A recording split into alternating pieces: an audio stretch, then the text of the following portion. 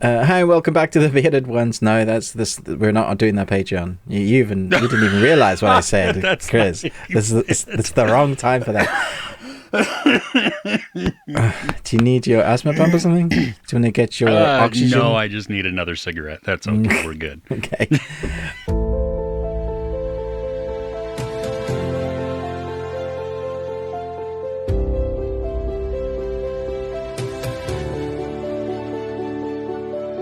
Welcome back to the best thing you watched this week. Chris from Movies and Munchies is trying to breathe over there, and Ruben from the Ruby Tuesday is trying to lose weight by sitting for the next 3 hours.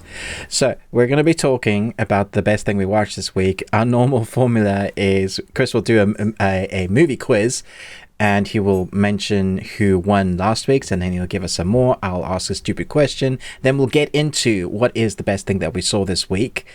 And I will talk about anime at the end of that. We do an over 9,000 segment. If I've seen any good anime, we talk about it in that segment. And then in our audio podcast exclusive, wherever you listen to podcasts audio version, we are going to be talking about a movie we both haven't seen this week. We're also going to be talking about something that didn't quite make our list as being the best, or maybe is actually just crap. And then entertainment news, and what we're looking forward to in the coming week, which is going to be fun because we're getting into that Christmas season now. So it's just fun, interesting titles that I'm looking forward to rewatching and talking about again.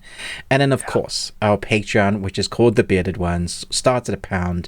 This week we are talking about a series that's been out before, but not a lot of people talk about it. It's a Norwegian series called Blood Ride. And we have, I think, 75 videos in the Patreon at the moment, maybe more. We have a nice community. I think we've got 8 to 10 people there in the Patreon on various different tiers, and everybody kind of gets stuck in as what they want us to talk about. We do various skits, like we will do, what have we done, Chris? We've done Pie in the Face. I'm trying to guess who make each other laugh. We've done that. That's a lot of fun. Yep. We've done movie quizzes. We've also done like charades. Yes. We've talked movie posters. Just random reviews also. Stuff that sometimes we don't cover during the week that we'll put on the Patreon. So there really is a lot there. So if you enjoy what we get here, then you're going to get more of it there, but just starting at £1. So thank you for your support, however you support us, whether it's here on the audio, in the Patreon. We love you guys. Yes. Let's get stuck into this week. Chris? Cool. How are you, my dude? I'm better now that I've finished my coughing, at least at the beginning. Okay, that's how my son says hello to his friends. Hey, my dude. How are you, my dude? Okay, cool. Isn't that what's his name? I want to call him Argyle, and I don't know if that's actually his name. From Stranger Things, my dudes. Gnarly, what's up, my dudes? Do not deny before you try. And pineapple still does not go on pizza. I disagree with that wholeheartedly. Well, you're allowed to be wrong. That's I am allowed to be wrong, as are you. This could go on for a while. That could be. Okay. So let's dive into the movie quote quiz, shall we? Last week we only had one winner. I don't know if that means that it was just too difficult or nobody cared. So one of the two. But congratulations. What? Nobody cared. to Chris Retzlaff, got all three. The theme was Emma Stone. The quotes were The Help, Easy A, and The Croods. Oh, The Croods definitely stumped me. It's been so long since I've seen that. Oh, yeah. And I don't know if I've seen the second one or not. I don't know if I ever not. Yeah. Anyway, I enjoyed the first one, though. I was actually surprised by it. Okay. So, if I remember correctly, that nice. It was fun and cute. So, and has Nicolas Cage in it. So there you go. Yes, he's great. And voice work. And Ryan Reynolds, right? Yeah, it's a good cast or whatever. Yeah. Okay. This week though, another theme: 3 quotes. Give us the names of them in the comments. We'll give you a shout out next week. Also give a little bit of space so that people have a fair chance to guess. Yeah, try not to spoil. But here we go. Yeah, exactly. Okay, number 1. My, such splendid similarities. Now, from the looks of the things, I'll have the lady come in with some more hot water. Lock, stock, and 2 smoking barrels. Yes. Okay. Okay. Number 2. Because I can't. I had an experience. I can't prove it. I can't even explain it. But everything that I know as a human being, everything that I am, tells me that it was real. Evita. Yes. You are just on a roll today. Knocking it out of the park, yeah. Yeah. Okay. You see a lot, Doctor, but are you strong enough to point that high-powered perception at yourself? Gremlins. Yeah. Yes. Yeah. Exactly. Yeah. I'm going to save it for you to figure out the theme, but Ruben gave us all of the answers, so nobody has to get... It's just, I love just the... I'm going to name the first movie that comes to my head. Whatever's in there is... you'll get a little insight into Ruben's mind. Yeah, that's great. I don't know where Evita came from, though. That's solidified in my mind for... my 18th birthday. My parents took me to watch Evita. Remember we were talking about our worst musical experiences? Yeah. Yeah. Why? I don't know. They wanted to torture me. Just to tell you how sucky life can be. Yeah, watch this movie on your 18th birthday. Yeah.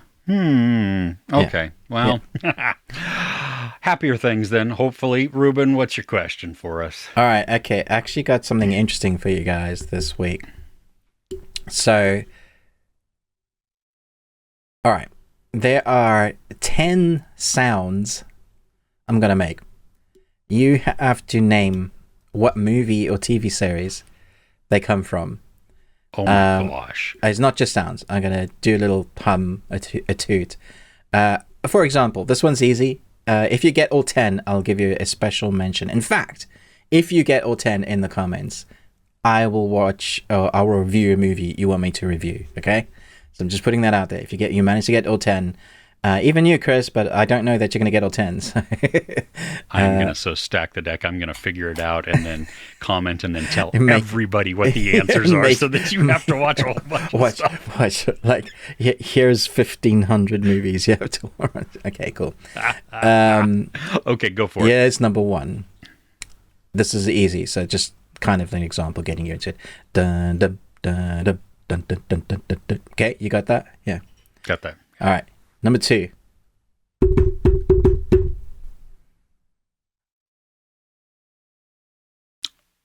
Okay. Yes? You got it? No. Okay. No, I Let me try again. Dun, dun, dun, dun, dun. Dun, dun, No. dun, dun, dun, dun, dun, dun. No. No? Okay. No, don't ruin it for everybody else. Sorry. You've taken them down the wrong track. Bum, bum, bum, bum, bum, bum. Okay, that's number 2. Okay. Number 3. Nice.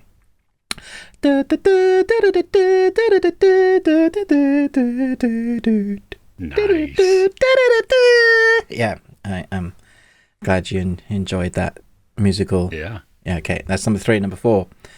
No, going to number 4 now. Boom, boom, boom. Boom, boom, boom. Okay, Chris knows this one. Okay. Number 5. Dun, dun, dun. Dun, dun, dun. Dun, dun, dun, dun, dun, dun, dun, dun. Okay, that's 5. Number 6.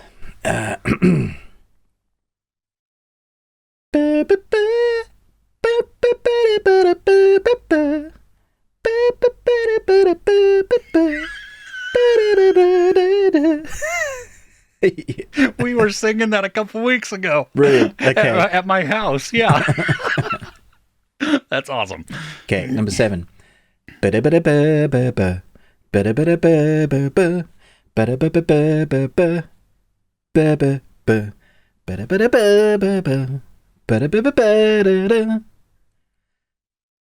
Okay. Nice. Stumped me. Number 8. Dun dun dun dun dun dun dun dun dun dun dun dun dun do do do do do do do do do do do do. Okay. And I'm loving these. Number 9. This one should be easy for everyone.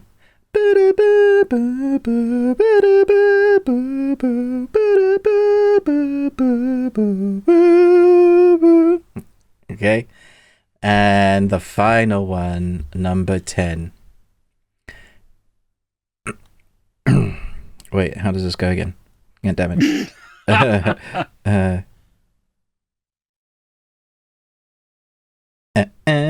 No, that's wrong. Okay. I gotta get this right. Otherwise, you're gonna be so confused. All right, let's try this again. 10. I'm just keeping everybody in anticipation as I'm reminding myself what the thing is by typing it into YouTube and then waiting for the ad. For the ad. To click over. And now are they forced ads or are they skippable? They're forced ads. Yeah. Ah, okay. Okay, here we go. Oh, here we go. Okay. Ready? Do dee do dee do dee do dee do dee do dee do dee do dee do dee do dee do dee do dee. Okay, cool. That's all 10. All right, guys. Nice. Competition is set. A little tricky there in some of the middle ones, especially the early 80 ones. Like, some people will be like, what the hell is that theme tune? It might be like in the back of your mind, like, I've heard that somewhere. Didn't my parents used to watch that? Depending on your age range. I was like, wait a minute. Were like Friday nights watching some of those classic. There's a mixture there from movies to TV series to animation. So I hope you enjoyed that. Let's get stuck into the best thing we watched this week. Cool. Right. You want to go first? You want me to go first? I want to go first. Okay. Give it to me because I wanted to talk about something you mentioned last week. Oh, what did I mention last week? You told us that Goosebumps was good. Then we started watching Goosebumps, my wife and I, and we ended up watching all 10 episodes because the 10th one is out now. So we've seen the whole first season. And I gotta say, we had such a blast with this. This is definitely an introduction to horror for like middle teens, right? This is like the perfect, because it's not too scary, which is just going to creep them out, but it's scary enough to be really enjoyable. Kind of like the right scariness for my wife. Like this is her tempo, but it also had a really good story, which I think I really like, because even Goosebumps storylines, they can be really kiddified. You go back to some of those original ones. The demographic was definitely younger. This one is a much more adult story, or like older adult story. So not like old people, but you're not going to be aiming for a young generation with this. There's a bunch of CG in this that's guys on fire turning into skeletons, demon dogs, you name it, you've got it in here. And the CG for the most part does look good, although the demon dog I did laugh at because he's got like these weird fang teeth things, and I was just cracking up. Not working too well, huh? Yeah, that's weird. But for the most part, the special effects are really good. But what works is the combination of, it's not just I would say the older teens, what they're 17, 18, I think. Yeah, like the high schooler. They're about to go to university, they're about to finish up, and then you got these parents, and it all stems from what the parents did, and the sins of the parents fall to the kids. And I really liked where this series goes, except there's like, episode 8 feels like a complete wrap-up of the story. Like it could end there. Yeah. Really? But 9 and 10... I feel like it's setting up for season 2, sort of, because you think it's going one way, and then you realize they're doing more backstory. How much does it show? Have you seen the trailer? No, I haven't. Because I don't know what I can talk about, but you've definitely seen the first, like, 5, 6? 2, maybe 3. Oh my goodness, okay. Yeah, no, I know, I need to finish it, and I okay, so you've seen... Okay, there's a lot of Goosebumps stuff in here. So even though you have those individual stories of like what's happening to each kid, there's like a Goosebumps, but the major arc is about this puppet. You've seen that bit? Not for this one, but I know from the Jack Black movie. Oh, okay, cool. The puppet was in there also. Yeah. So we have a puppet, and we get to know a background origin story for the puppet in episode 8 or 9. Like it comes way late. But the conclusion and the wrap-up is really clever, really entertaining. I haven't binge-watched a series this fast so quickly in a long time. It was a weird combination of things we were watching, because we were watching this, and we were watching Shining Vale Season 1, because Shining Vale Season 2 is out. And we've watched now up to episode 5 at the end of Shining Vale, and we've enjoyed both. Shining Vale's definitely gotten scarier in Season 2. A really creepy like stuff in Season 2. I would say Season 1 was more like the comedy of things going wrong. Shining Vale this is a nice combination. If you're looking for like Scoopy? What am I saying? Not Scooby-Doo stuff. Scary stuff? Spooky. Thank you. Spooky stuff. If you're looking for Scoopy stuff, spooky stuff, my goodness. Yeah, Scoopy stuff. Like, just scoop it up. Spooky stuff. This is a nice combination to have. I watched the first couple of episodes of The Shining Vale a while ago. Forgot about it. Okay. Because we had so much else to watch. Came back with this, and my wife watched it with me, and we scared the crap out of each other a number of times, because they do a few jump scares that's just hell annoying. You'll be ending the episode, and then there'll be like something will jump out at you that's scary, and then there'll be a thing behind the thing that jumps out at you, like a double scare jump. You're like, nice, come on. That's creative. But season 2 has really broadened or widened the arc of the story. So we knew stuff was going on with the mom and the house. Feels like there's past, presence, and ghosts, and we're not sure whether there's a past about the mom. Either she's mentally unstable, like her mother is, or she actually is possessed. Like, what she's seeing, is it real or not? And it plays with that for the whole of first season. Season 2 continues to play with that, but I think we're at the place where like, no, there's definitely supernatural stuff going on, and because now we're getting into stuff that's happening with the people around the town as they start getting involved. And oh, really? I think I figured out what's actually happening, but it's a lot of fun. Like I hope they go that way. So okay, and kind of done 2 in 1 there. Shining Vale season 1 and 2 and Goosebumps. A lot of fun. Nice. Nice. Have you seen any of those, Chris? I mean, you've seen Goosebumps, but 3 episodes? I've seen a little bit of Goosebumps, and I started out with watching Shining Vale, and you weren't feeling it. I was not clicking with it at all. I only watched 4, maybe 5 episodes of season 1. Okay. And it just, I was more annoyed, I think, and just like, it wasn't funny to me, first off. It was, from what I remember, and then it was just kind of, I don't know. I wasn't clicking with whatever it was trying to do.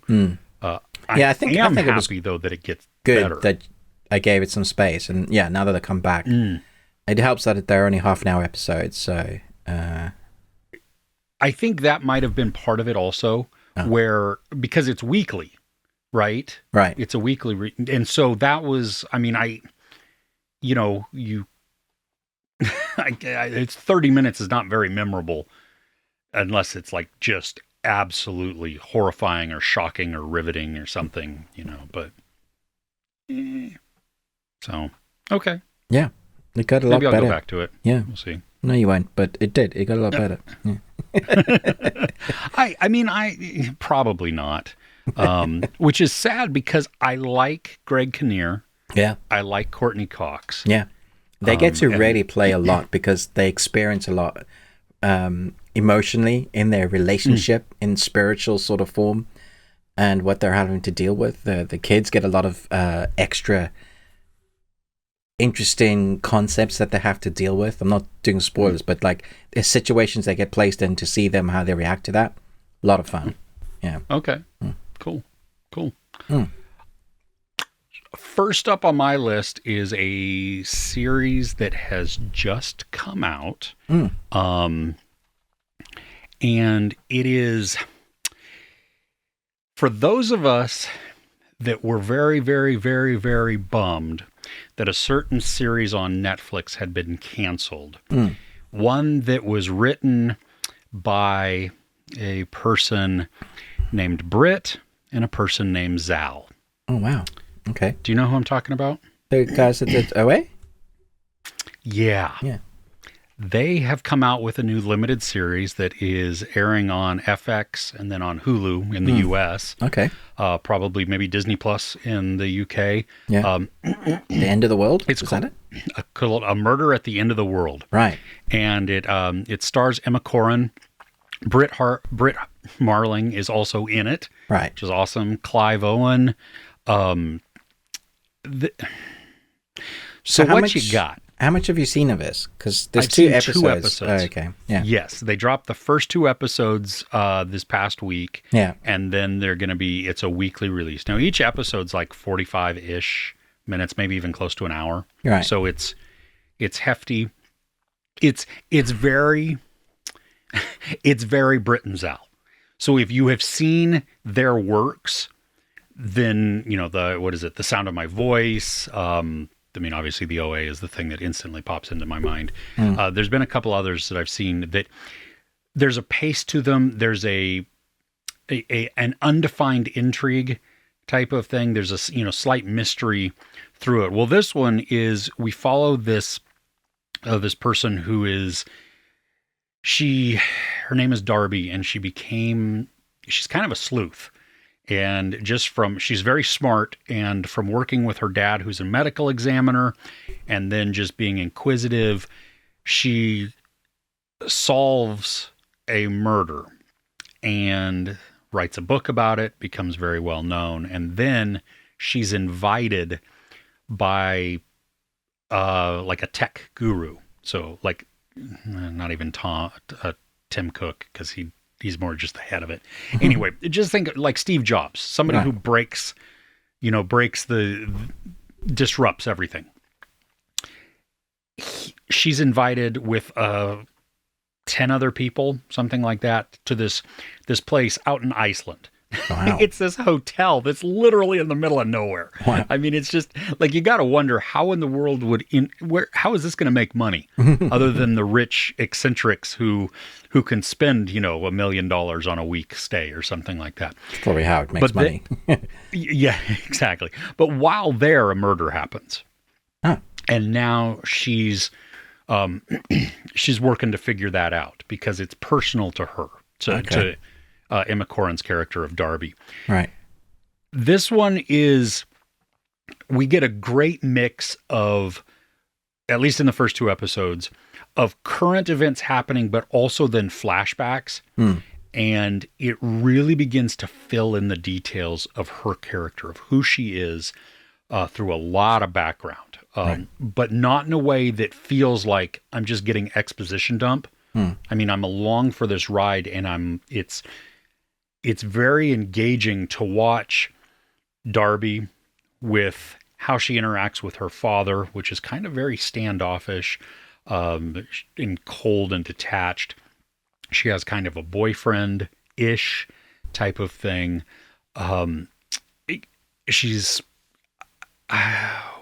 The beginning part of it, though, is told from a story, from her story, her novel that she wrote. And the way it transitions, good Lord, sucked me right in. And I'm chomping at the bit to see more of this, because the mystery is building up wonderfully, because they're giving us little clues as we go along, but not anywhere enough to even figure it out. Right. And it's only 7 episodes. Oh, wow. It's a limited series, like a mini-series type thing. Oh, great. Yeah. So we don't have to worry they're going to be canceled again. Yeah. Exactly, yes. So it's just really a long movie. Okay. Some very weird, eccentric characters. Because is this going to sate those that are missing the OA? I think... Should you go in expecting similar? No, don't go in expecting like the OA. But if you are a fan of the OA and that type of storytelling where it's a little vague, but also mysterious and just like a lot of things go unsaid or partially said. Okay. Where you're a little frustrated that they just didn't say it all, but then you also don't want them to say it all because it makes you think a little bit. That's kind of how this is so far. Yeah, I saw this on there. I really wanted to see it. I didn't know whether I should wait until more was out. I would wait a little bit, only because, like, we watched the first 2 episodes, and I'm like, crap. I have to wait for some days before the next one comes out. This is not fair. I don't like this. When does it come out? Is it like it's a random day, isn't it? It's like Tuesday? It's on Tuesdays at midnight Eastern time. Right. So where I live on the West Coast, we have it at 9 p.m. on Mondays. Wow. Okay. Cool. So, nice. Yeah. All right. Yeah. So I do. I'm digging it so far. Nice. We'll see if they stick at the landing, but fun. So this week I went and did another double bill at the cinema. Last week I did that, and it was really fun. And so I thought, you know what, I'm going to try and do it again. And I started with The Hunger Games: The Ballad of Songbirds and Snakes. Yeah, longest title ever, but surprisingly, I thought it was very good. I thought it was probably one of the better of the 4. I still rank Catching Fire as the best one, and then probably The Hunger Games with this one at number 2, and then 3 and 4, like in that order. That would be my ranking. This is a weird film because it's long. It's very long. It's 2 hours and 37 minutes. The first 2 acts are incredible. I thought they were so good. Like, well-paced, well-acted, very tense. Building of the Snow character. You can see how he's starting to progress into that character. You know he's going to become. There are moments when he makes decisions that you just know, had he made the other decision, he would have, like, continued to be that nice person. Even the mention in his own family members, like, there's good in you. You can choose to, like, Anakin all over again, you know. Yeah. And then the third act, it's so weird because there's a natural ending to this movie at the end of the second act. And you just feel like it could totally have ended then. And the third one feels like the movie that we should have had in the first place, because it should have all been about Snow and how he became Snow. It feels like there's some stuff that's missing out of the book, or perhaps stuff they could have written that would lead him, because even when we get to the ending, it's still young. We don't reach. There's a whole like middle lifetime where we don't see. I presume that part of his life was really boring. It's. Because of where it ends, where the movie ends, he's already on that trajectory now. Yeah, he's definitely. So we're then, I guess, guessing that that's where he's headed, and that's what he's going to become. He doesn't really change from that. It's just the progression, of rise in power type of thing. There are some major changes from the book to the movie, though. Okay. Which is weird, because some of the stuff that the actor that is President Snow in the other movies, he does to directly talk about what's in the books. So you see him dabbing at his mouth because he bleeds from being poisoned. But they change that in this. That's not the reason why he has the roses. It's not the reason why. So I thought that was very interesting. I think you would only know that had you read the book. I thought he was fantastic. Like, I thought he was really good at showing the range of emotion that he has from being someone that is born into the life supposedly of the top tier, but he isn't. When you see his body and the state of it, and the money that they're supposed to have that they don't have, he's almost like one of the districts, which is a really nice it's a weird juxtaposition to have, because he's not one of them, but he is almost one of them. Yes. And he's with his best friend, who also is trying to help those in the districts. Yes, because he came from the districts. Yeah, it's a twisted story. Oh yeah, because he did. There's some stuff that I don't want to talk about because it's I guess that would like ruin the surprise. Sure. But there were revelations that made more sense in this, which does actually add a lot of weight to who he becomes later. Which I liked. Like, you would get to know stuff about his family and where he came from and why he's like that. All of that stuff really played well. There are moments I would have liked to see more of. We had a little bit of a introduction to him as a young child. I would have liked more of that. I thought it was really interesting to see just that lifestyle, but probably enough of what we got. I didn't know there was going to be that much singing. I mean, I should have guessed. It's called The Ballad of Songbirds and Snakes. But the stuff that we got was excellent and not quite like what you would expect. It's like gypsy, gypsy style, almost hillbilly, like a little mixture of that. And she's excellent. I mean, was she the Little Mermaid? No, she was in West Side Story. I feel like I saw her in a Disney movie, but okay. She was excellent. Like, I thought she was really good in her singing. Like, I really believed her. She's full of talent. I liked her not as much as Katniss, but I can see the correlation of the strong rebellious character that they were going for. Look-wise, a weird aesthetic, because it's not quite with that futuristic technology that they have in the Hunger Games in the future. This one, the Hunger Games, is all like old. It's just an arena. The screens they have is like, reminds me of Fallout 4. You know, it's like analog, but still futuristic compared to what we have. It's a nice mixture. But obviously we know where they go to and how they change things up in the future. It gets really futuristic. And I had a lot of fun with this. I wasn't expecting to. I was expecting to enjoy it, but I didn't expect it to be as good as a film. As it is. What were your thoughts on this, Chris? I agree. I mean, Tom Blythe and Rachel Zegler both. I mean, they were just wonderful, and there were several other wonderful performances as well. Sure. And the thing that kept getting me, though, is the way that Snow is played. Because Tom Blythe has this look to him. He's got empathy, but he's also very driven to get out of his own circumstance. I mean, he's trying to rise above his... And I didn't mind that, because I agreed. Like, his family, he's fighting to protect them. That's what I felt like. I was like... Oh, yeah. Yeah.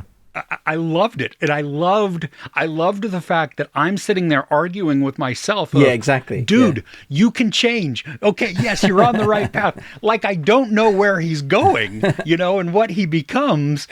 And so it was always this battle within me, which I loved, because it just made me so engaged with who he was and how he was acting, because you would watch him do some really good or honorable things and you're like, yeah. And then he'll do something that's very, very selfish. And you're like, oh man, come on. I liked too, because my oldest and I went and saw to the screening of this, and we were talking how, a lot of times when a new, like a sequel or a prequel or whatever, something that comes out, actually a prequel, but it comes out later, and it's with definition of prequel. Yeah. But sometimes the people just can't help themselves to put in new stuff because now there's newer technology available in our world. Yeah. They showed amazing restraint to keep it very no, we can't. No, it's got to be. We've got to be able to connect it properly. That's some of the issues I have with like the new Star Wars. Rogue One's amazing, but it looks so much better than the old Star Wars original. When we see that fight scene with Vader, I mean, that's incredible. But you compare that to the Vader fight scene with Obi-Wan, and you're like, oh man, oh no, there were funny things, I think, in this. I mean, when the games began and they started to send in stuff, I'll just say that, I laughed out loud because it was so unexpected, but it fits. Like, I was like, worked. Oh my gosh, that's genius, because that's really how it should be, especially with the explanation. Yeah. Like you, well, I thought the movie was ending at the end of part 2. Yes. Okay. Yeah. I'm glad it didn't, because there's that whole change now. Because had we left it at the end of part 2, Snow is kind of honorable. Yeah, he's not, but that would have been nice, right? Like, oh, maybe we don't know what happens to him that changes. See, I don't think I wouldn't have been satisfied with that. Right. I want to see, because we've watched this little bit of internal moral dilemmas. Doesn't take fighting long. with him. No, but and then we get to part 3, which, first off, I mean, like I said in my review, when they showed and it said part 3, all of a sudden it reminded me that there's like a chunk more of the movie, and I felt the time at that moment. Yeah. I didn't need those, these little takes you out of subheadings, doesn't it? Yeah, it did. Sometimes I don't mind these. I think that it was a disservice to the film for sure. Yeah, it was, because it reminded me of how long the movie was. Then I like what's going on in part 3 and this final act of the movie. But we are moving at breakneck speed through this versus how things were developing in the first 2/3 of the movie. So this is where people were saying, and a lot of people have said this, is like, because like of that title card that's kind of pulled you out of it, you suddenly feel the time and you feel, another whole act. But then you feel like they've rushed throughout like the change of Snow. Like the most important part of the film, surely... which was a bummer, because I mean, you see it take fruition, but it happens like almost in an instant. Yeah, he was good. Like, no, he's evil. He was like, dude, wait, what? Yeah. So yeah, I mean, I would have, at this point, I would have preferred another 15 or 20 minutes. Like, I mean, you've stuck it out this long. Give us the ending. Like, really, give us the meat. Yeah. Yeah, because it's still, I mean, that was interesting in itself, of just him now being in the district, the, working, but also still having that conflict. I really enjoyed the movie, though. It's good, that was the thing. Yeah, it's very good. Like, I can easily watch it again. Yeah. And I want to now revisit the Hunger Games movies. Me too. Now that I know, like the connection, you're like, okay, I have all that stuff beforehand now, kind of get where he's come from. And because you feel like they've done such a good job by connecting the worlds, I think there'll be stuff in the other films that were like, oh, especially with Snow, why he acts that way, why he's doing certain things. They'll be like, oh, that's a nice connection. Viola Davis as the Game Master. Holy crap. Dude.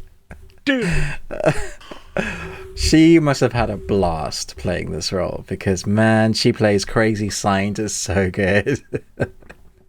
And the cruelness, matter-of-factly, that she says certain things. Yeah. I mean, we like chortled, because it was so abrupt and so unexpected. You're like, oh. Yeah, she's so good.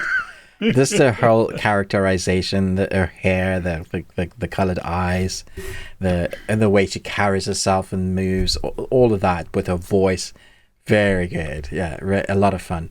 I think she was playing it like almost overacting a little bit, but that worked for this character as a more embellished, more loud. You could go soft demeanor with the crazy scientist, but this one she was like musical theater almost sort of character. But she wasn't silly. No. I mean, because that's a tough line to ride sometimes, where all of a sudden, you know what I mean? Like, you're being over the top and it becomes comedic and loses that biting edge to it. And she was, I would say I think she skirted the line very closely to being silly. Yes. But when she's so matter-of-factly evil, it helps bring it back. It's just like, yes. All right, yeah, you're gonna do that. Yeah, you're gonna. Cool. Yeah. Probably the best scenes, or the ones I had most fun with.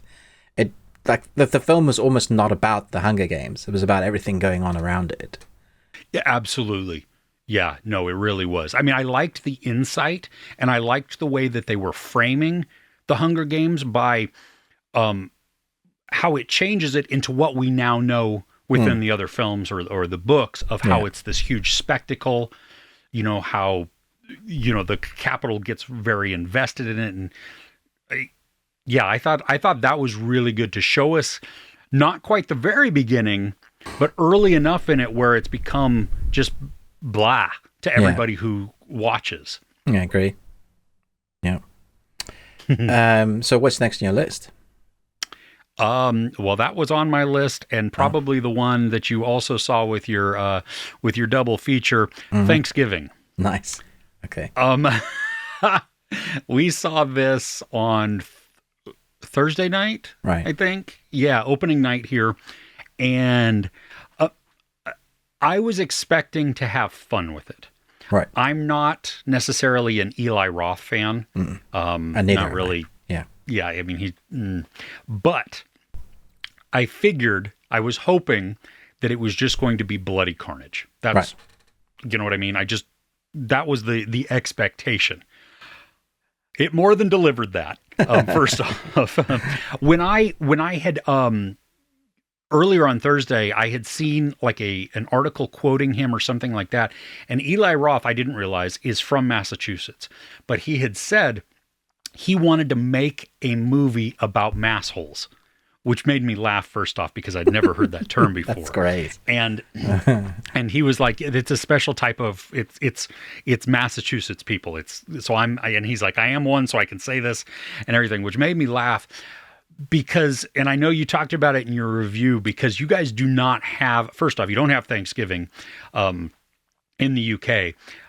And then your Black Friday sales are hilarious. Nothing. Yeah, we have them. Yeah, I saw you had this one video that was like one dude walking in and the camera's like panning around, and we're like, oh my God, the crowds.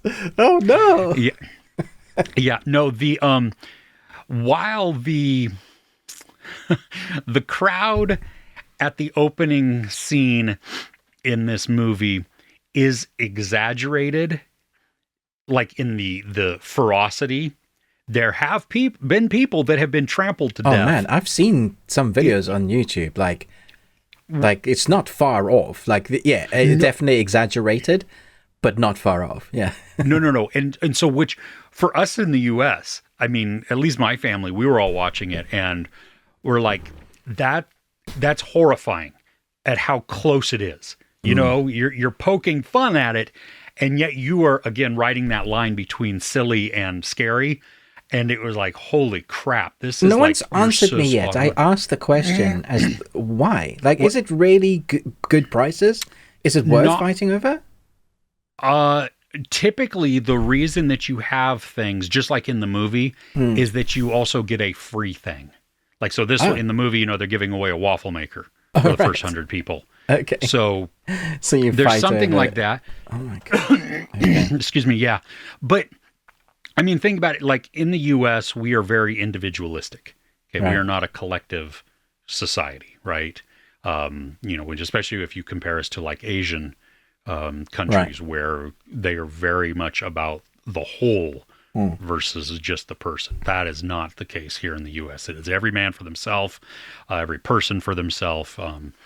And more often than not, no, the sales aren't great. And they typically jack up prices on things to then give them a false discount. That's what sometimes there. That's what they do. Sometimes there are some. Yeah, exactly. Sometimes there are some things. I mean, there's mostly though. Well, earlier, like when our kids were really young, my wife and I did a couple of Black Friday sales where we got up at like 4 and went to a couple of places just because like this new toy was coming out. All right. And we were going to see if we could get it. What's the Arnie film? Yeah, Last Action Hero. Yeah. Or Jingle All the Way. Jingle Away. Yeah. Is that it? Yeah. So it, that we were never into that whole like just throwing elbows and everything else, but it is crazy to watch sometimes people like just. I mean, it's madness. I mean, it's easy for me to judge because I can see some people that look like they don't have enough money when they go in there. Okay, just by the way they look. Okay, it's easy to judge, and then they come out with like 4K TVs and like, and fighting over it. I'm like, really? I mean, you guys have Amazon, right? And Amazon's almost cheaper than most places. I'm not saying buy from Amazon. I'm just saying it's weird. Yeah. No, it's a thing. Okay, cool. But within this movie, so it's very following, the plot lines of Scream or I Know What You Did Last Summer. Yeah. It's both of those for sure. Yeah. Didn't mind that. For me, the largest bummer was I guessed at the very, very beginning of who it was, and I was wrong because, I was wrong at the very, very beginning because I thought it was this person, and then right after that, I was like, oh, no, it's you. As soon as I saw this person, I was like, it's this person. And then the whole way through the movie was like, but it can't be that. In fact, when they showed who it was, I was like, really? Because I swear I saw that person in the same scene with somebody else being attacked at the same time. I was like, and you're saying it's this person? That's weird. So, yeah. Yeah, I thought, I didn't think I saw them, but... Okay. I'll definitely be rewatching it. For sure.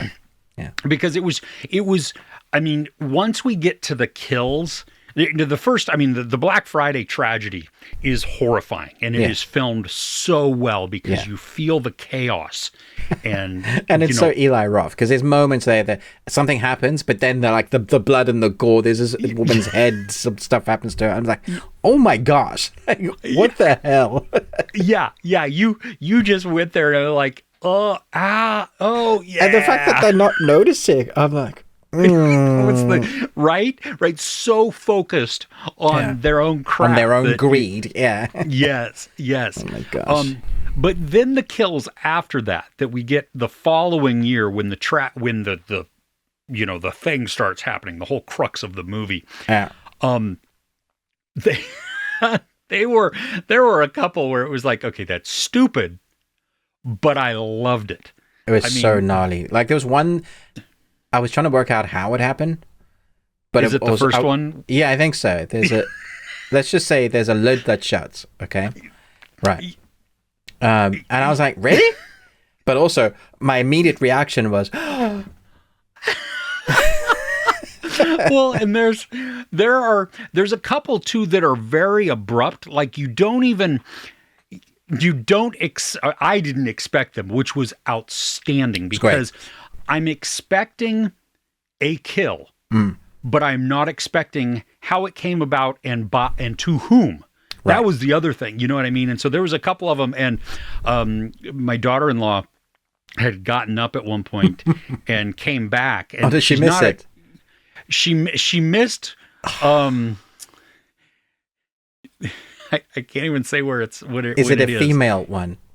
No. Okay. It was dude. There were a couple of those too. And we laughed too. I was like, what do I do? It was like, dude, really? You do nothing. Game over, man. Game over. Exactly. Yeah, no, there was one in before that she had missed. It took place outside. And it was, we were just talking because some of the prosthetics and the practical effects that were used were it was outstanding. It was so disgusting and the reason why I think this movie works is because you get like 40 minutes of a setup, building the characters, showing us the beginning, actually giving us some sort of characters. Don't really care about any of the characters, but you're setting up about their lives. Like, in fact, some of them you hope they die because what they've done is they deserve, right? Yes. And then you get to the Eli Roth moments. Like, so even though he's directing the movie, we're going from a director who's done Cabin Fever, Hostels. Like, he does body horror. He does. I heard the term recently. Who was it that did it? It's not his term. Some reviewer I watched. What's it called? Like horror and porn together. Gore porn or something? Porn? Yeah. Porn? Yeah. Yeah, that came out when Hostel was first. That probably term from was, him. Been tossed around. Yeah, and he loves to like mess with body parts. Not so much to the extent that he did in Hostel, thankfully, but there was a good chunks that he messes with that create a sort of atmosphere that is scary, heading towards that sort of Saw atmosphere. But then you're still having the comedic moments of the kills as well, so that it elevated it or it lightened it somewhat to make it a just very enjoyable experience. And so I thought he found the formula that worked. Yes, there's a Thanksgiving scene. Which I knew part of it was going to happen, but I didn't know the after effects were going to be shown either. I actually felt a little nauseous in one part. There were people that were tied up and the stuff, and then reacting. Yeah, I was like, yeah, yeah, yeah. No, this was a brutal movie, and I totally loved it. Not a fun movie to watch by yourself, by the way. I had the whole screen. It was like the second biggest screen in our cinema complex. No one in it. Totally by myself. That's disappointing. Yeah. Because our theater was pretty full. You see, I want to watch this type of movie with people and their reactions. Yeah. That was what was also sort of fun. Like, because it does say something, and I said this in my review, it says something about you when you laugh at people being exploded or, demented or being people. I found my people. Or whatever. Yeah, exactly. But everybody else was doing it too. They were laughing along, you know what I mean, and gasping at the whole thing. And yeah, because I reacted. I went, hey, did you? No. All by myself. Yeah. Which would have been outstanding had I known you were going and the theater was just you. I would have bought a ticket and sat in your back eye line, so if you turned, you could see me and have a hat and an axe. That I would have like, hell no, I'm not doing any of these movie tropes. I'm out of here. I'm going to do the right thing. Just come over. I would come over and sit down next to you. And then you can explain to my wife why I died of a heart attack. Yes. I'm kind of bummed that it potentially leaves it open for a sequel. I'm not. I want a franchise of this. It's going to be great. And it potentially does and doesn't. Like, you could totally call it that's the end. But I said I don't think it is, because for me, I saw a thing with a thing and a thing, and I thought that's the thing. I can't be more vague than that, but no, but I totally know what you're talking about. And I see, I wouldn't mind more of this type of film. Like, do do that do sort a of Christmas theme. one, do an Easter Christmas, one, do Easter, all of that. There's loads you could do. Yeah, it could be really fun. A New Year's party, a St. Patrick's Day where everybody's drunk. See, I had the idea that from here, you could create a monster that's really like Jason Voorhees or Michael Myers. You could turn it into the supernatural thing where you can't kill them, sort of thing. You could take it now. You've established something, like even like with Freddy, right? He can be human, and then there's like some sort of curse and blah blah blah. Yeah. And you could take this thing now and make it into that, and that would make it even scarier. So, but knowing Eli Roth the way I do with his films, like part 2, he always goes bigger and more. Gore porn deluxe. But I'm a little bit more happy now that he's like, because he's going to be directing Borderlands, the movie, and I was worried about that. But now that I've seen this, I'm like, oh, okay. Maybe. Yeah. let's see where this goes. Sure. Yeah. Okay. Yeah. Do you have more on your list before your anime? No, I only have anime. Yeah. Do you have any more? I don't. I'm trying to figure out if that's an airplane getting ready to crash into our neighborhood, or I don't know if you could hear it. Make sure you film it. Loud in my end. Yeah. Well, yes. Yep.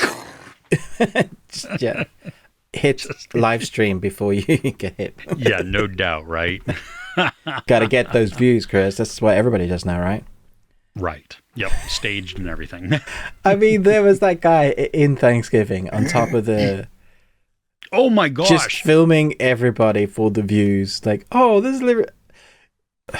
He was like one of the worst characters ever.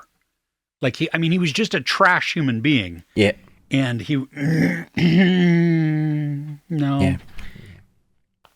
I wanted him to die first. I wanted the mother to die first. The stepmom. Oh, she was terrible. Yeah, that is what's funny, is that there were so many. Like, the only thing I felt about the characters was, I don't like you. Yeah, like, you guys, let's guess who's going to die first, sort of thing. Not who I want to survive. Yeah. Yeah, no. It was more of, yay, how you going to die? Oh, okay. You know, and there were two that they felt really weird that they were included because they were there like that much. Actually, you know, I think there was. It's weird. Those characters, if I think, would be considered not good for society in the real world, but were actually probably the best guys in the film.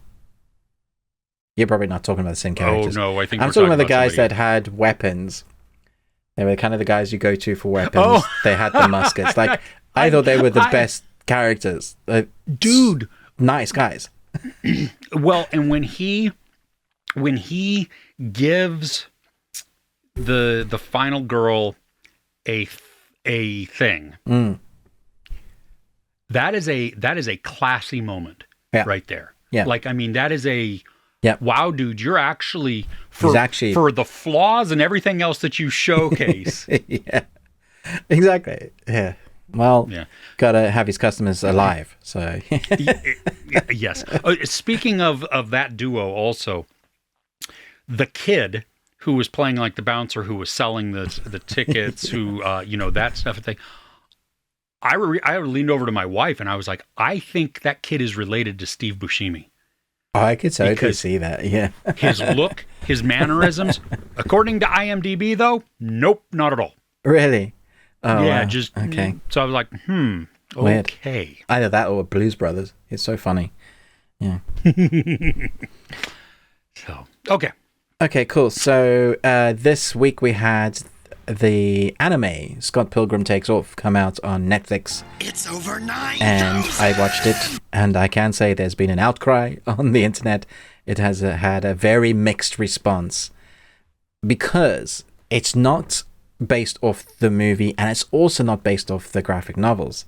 It's taken inspiration from both, but kind of done its own thing. It's expanded the story, and it's very different. So people went in with expectations expecting to have one thing and they got another. So it's called Scott Pilgrim Takes Off, but Scott Pilgrim basically dies at the end of the second episode, or at least you think. He's not in it for like 6 episodes. It's about his almost girlfriend tracking down the people, whatever, like the exes or the story that has done this. And you get a lot more backstory into the exes, which is interesting. And the fight sequences that you do get is like with the exes, but not necessarily with Scott. We only see Scott come in and like, I think it's like episode 7 and 8. Or was it 6, 7, 8? It's like the last 3. So the majority of the episodes, he's not in it at all until the end. So is it Ramona Flowers? Yeah. Yeah. It's so how did you like that? I didn't like it at first. When I first started watching, I was like, I'm here for Scott Pilgrim. Like, it's called Scott Pilgrim, give me Scott Pilgrim. Once I adjusted my mindset, knowing what they were doing with it, then I was like, okay, I love the animation. It's an incredible animated studio. The fight sequences are great. They use a variety of animation styles, and they really go quirky and weird. We have all the game noises, the game icons, really making it feel like arcadey. Everything that the movie had and the graphic novels had, they put that. But you could almost watch each. You could read the graphic novels, watch the movie, and watch the animation, and it be their own separate things that you can enjoy. The thing is, I immediately wanted to watch the movie afterwards. So as much as I enjoyed the animation, still 100% prefer the movie more. Well, the movie is like the most anime movie that's not an anime ever. Exactly. Right? Yeah, 100%. So, What can I mean, part of the thing that works in the movie is Scott is such a nobody. He's such a like unexpected, right? Yeah. Ramona Flowers is like the badass. Yeah. I mean, that's what attracts him to her. That's what it makes her so intimidating to him, the whole thing. Yeah. So to have her as the... Yeah, it loses some of that. And it also loses some of... The dialogue doesn't quite have the punch. I think that's probably because Edgar Wright is so good at timing with dialogue to music to visualization. So everything purposely cut. Like, so although he's involved in this, I think there's other creators. So we have all the voice work and the animation studios back, and it's fun, but doesn't have that punch feeling. I'm also not as connected emotionally because the whole story of Scott trying to win his lady, with the 70 evil, it's a nice simple formula, and he's like this nobody guy that needs to come and get stronger. And in the animation one, he seems to be one of the best fighters already, even though it's weird. It's very much changed up. So I can totally see why people were like, no, I don't like this. I get it. I'm not digging this. And you're fair enough. But for everything that doesn't work, there's a lot of stuff that does work. The animation, like I said, from the studio, incredible studio, brilliantly, visually stunning. The score and the soundtrack again are fantastic. A lot of the original from the movie, "We Are Sex Mabam," that is all back. Nice. Did you know that what's his face was so good at bass he had to dumb it down for the others that had to learn their instruments to create that band, the Sex Mabam. Really? Yeah. Michael Cera, he's so good at it. Yes. Anyway, they have all those quirky soundtracks, and that really works. But it just made me want to go and watch the movie again. So take that how you will. I may have to go watch the movie again. Yeah. It's been a couple of months since I've seen it. Yeah. Ready to watch it again. Need to watch it again. Yeah. Oh, man. Well, that's everything on my list. Oh, just one anime. Just the one anime, yeah. Okay. All right. Well, hey, thank you for joining us. Please don't forget to answer the movie quote quiz, guess all of Ruben's things, cheat if you have to, collaborate, whatever, because he will then review your movies, and I can give you some list of some stuff to give him to watch if you need that. Oh, no. What have I done? It's on the internet. You can't take it back. It exists. We would also, though, love to know what are some of the best things that you watched this week. Let us know in the comments. Let us know what you're watching. If you've seen some of the things that we saw, did you like them? Did you not? Give us new suggestions. Also, we're always looking forward to that. Don't forget, we have a Patreon opportunity, patreon.com/thebeardedones. It is just £1. Gets you access to all of those videos, which is I think Ruben said 75-ish right now.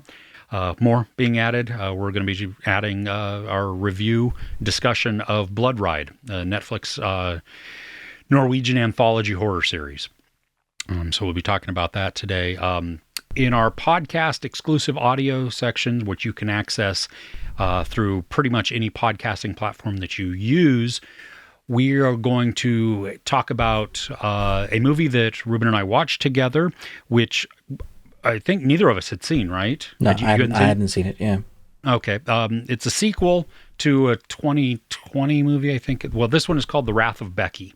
So we're going to be talking about that. We're also going to talk about the worst thing that we watched this week, or just something that didn't make our list.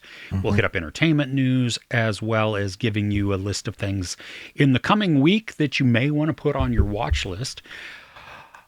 Because you're on YouTube, and this is what we do, if you could share, subscribe, that would be massive. Ruben with the Ruby Tuesday, me, Chris, Movies and Munchies. The like button, while it seems stupid and arbitrary sometimes, it does help the algorithm. YouTube sees it and says, oh, hey, people are enjoying this. Let's show it to more people. And that just helps out. So if you did enjoy it, please hit the thumbs up. If you did not enjoy it, please hit the thumbs up. And with that, we will see you next week. All right? Take care.